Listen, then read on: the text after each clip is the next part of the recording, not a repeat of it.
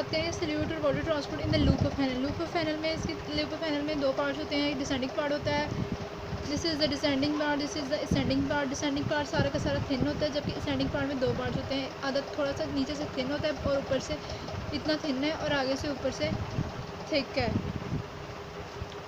इसमें हमने 3 में बात करनी है, डिसेंडिंग थिन पार्ट और असेंडिंग के दो पार्ट्स होते हैं। डिसेंडिंग थिन की बात करें, थिन डिसेंडिंग होल, उसमें सिर्फ वो वाटर के लिए बहुत ज़्यादा परमेबल होता है, ये हमें 20% ऑफ द वाटर रीअब्जॉर्ब हो जाता है। और अगर थिन असेंडिंग जो होता है ना, वो इतना उसका जो रीअब्जॉर्प्टिव रेट होता है बहुत कम होता है, इसलिए हम इसकी कोई इतनी सिग्निफिकेंट नहीं है।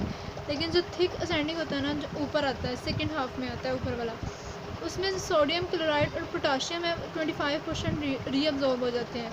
और जो बाकी थोड़ी सी कुछ अमाउंट में कैल्शियम, बाइकार्बोनेट और मैग्नीशियम भी रीअब्जॉर्ब हो जाते हैं।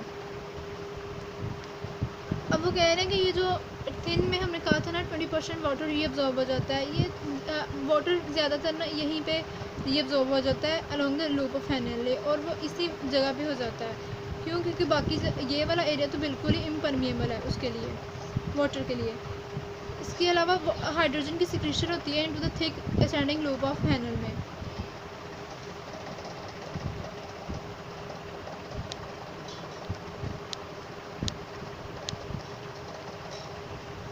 थिन सेगमेंट्स थिन क्यों होते हैं? क्योंकि इनकी एपिथेलियम थिन होती है, इनमें ब्रश बॉर्डर्स नहीं होते, इनके माइटोकॉन्ड्रिया कम होते हैं, इसके अलावा मेटाबॉलिक एक्टिविटी इनकी बहुत कम होती है।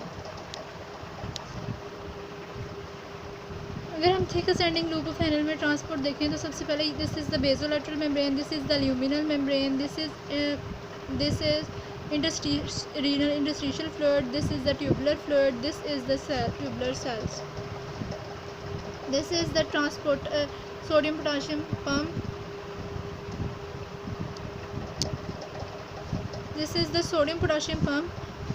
दिस पम्प ये पम्प पोटाशियम को अंदर लाता जाता है और सोडियम को अंदर बाहर भेजता जाता है। इस सोडियम को बाहर भेजने की वजह से इस यहाँ पे ट्यूबुलर सेल में कंसनट्रेशन नेगेटिव ग्रेडियंट क्रिएट हो जाता है और बाहर ल्यूमेन में बड़ा हुआ सोडियम अंदर आता जाता है।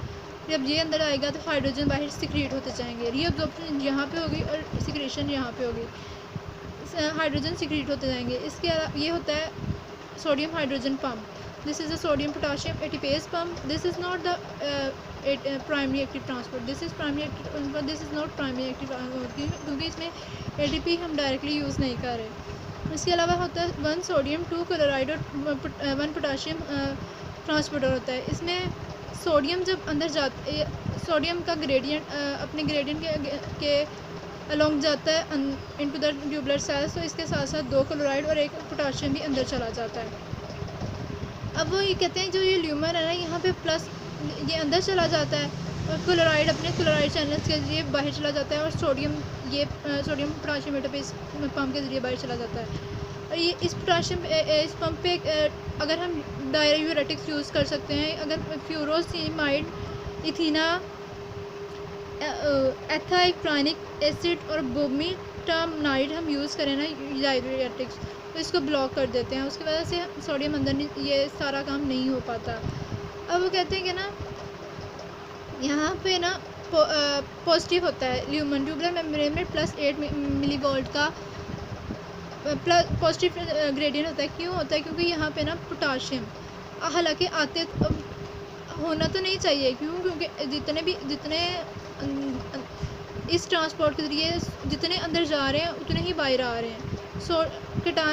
अब एनायन से हमारे पास 2 क्लोराइड अंदर जा रहे हैं और 2 पोटाशियम, एक पोटाशियम और एक सोडियम अंदर आ रहा है।